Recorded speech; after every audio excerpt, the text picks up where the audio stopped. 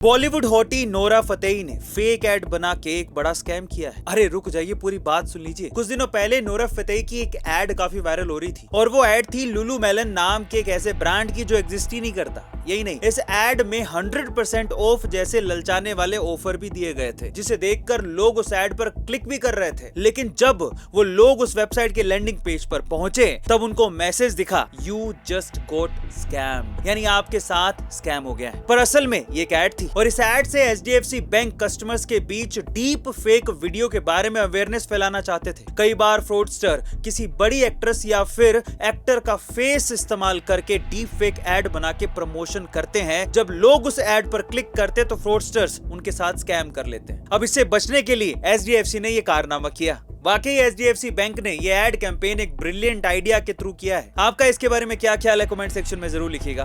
अभी कुछ दिनों पहले ही जो कश्मीर बर्फबारी ना होने की वजह से वीरान पड़ा था, आज उसी कश्मीर में इतनी बर्फबारी हो रही है कि सरकार को ऑरेंज अलर्ट जारी करके सभी फ्लाइट्स कैंसिल करनी पड़ रही। कैसे हुआ ये सब, हम आपको बताते हैं। असल में कश्मीर की इस बर्फबारी के पीछे क्लाइमेट चेंज ही जिम्मेदार है। हर साल 21 दिसंबर से 29 जनवरी तक रहने वाले चिल्लई कला फेज में घाटी पूरी तरीके से बर्फ की सफेद चादरों में ढक जाती है, लेकिन इस साल ऐसा नहीं हुआ। 29 जनवरी के बाद से कश्मीर में थोड़ी बहुत बर्फबारी देखने को मिली थी, जिसे चिलाए खुर्द कहा जाता है। ये फेज 20 दिनों तक रहता है और उसके बाद 10 दिन तक चलने वाला चिलाए बच्चा फेज शुरू हो जाता है, जिसमें हल्की बर्फबारी होती है। पर इस साल बर्फबारी का पैटर्न पूरी तरीके से बिगड़ चुका है और अब 4 फरवरी से कश्मीर के चिलाए खुर्द के फेज में ही भारी बर्फबारी हो रही है। और मौसम विभाग के अधिकारियों का ये कहना है कि इसके पीछे बदलता वातावरण और क्लाइमेट चेंज ही जिम्मेदार है। पर जो भी हो, कश्मीर फिर से खूबसूरत हो चुका है। क्या अब आप बर्फबारी देखने के लिए कश्मीर जाएंगे? कमेंट सेक्शन में जरूर लिखिएगा। हमसे कितना झूठ बोला गया है भारत के इतिहास की किताबों में।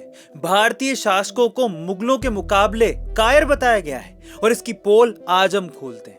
ये बताया गया है कि महमूद गजनवी ने पहले भारत पर आक्रमण किया और फिर उसके बाद मोहम्मद गोरी ने पृथ्वीराज चौहान को हराकर भारत के दरवाजे मुगलों के लिए खोल दिए। लेकिन महमूद गजनवी के नाकाम हमले और मोहम्मद गोरी के आक्रमण के बीच लगभग 150 सालों का फासला था। यानी मुगलों को भारत पर वापस हमला करने की हिम्मत जुटाने में 150 सालों का समय लग गया था, क्योंकि इस बीच अफगानिस्तान से लाखों की तुर्किश सेना ने भारत के अयोध्या में रह रहे एक छोटे से कबीले पर हमला किया था, जिस कबीले का सरदार सुहेल देव पासी था। और उस पासी की छोटी सी सेना ने तुर्किश सेना की इतनी गंदी मारी थी कि अगले 150 सालों तक भारत पर हमला करने की किसी भी मुगल आक्रमणकारी की हिम्मत नहीं हुई थी। इस युद्ध का नाम था बहराइच का युद्ध। पर अफसोस की बात यह है कि इस इतिहास के बारे में हिंदुओं को बताने वाला कोई भी नहीं। जागो और अपने पूर्वजों पर गर्व करो।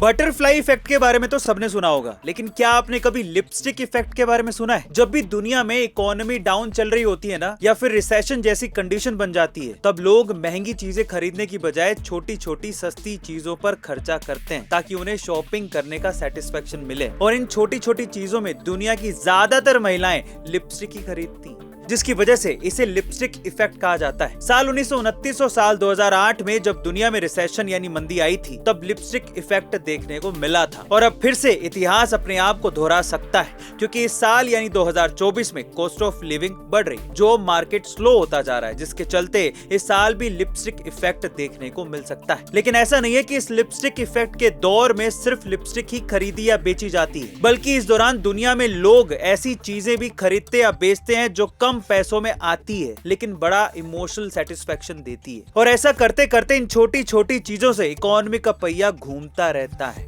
इससे इकोनॉमी फिर से पटरी पे आ सकती है।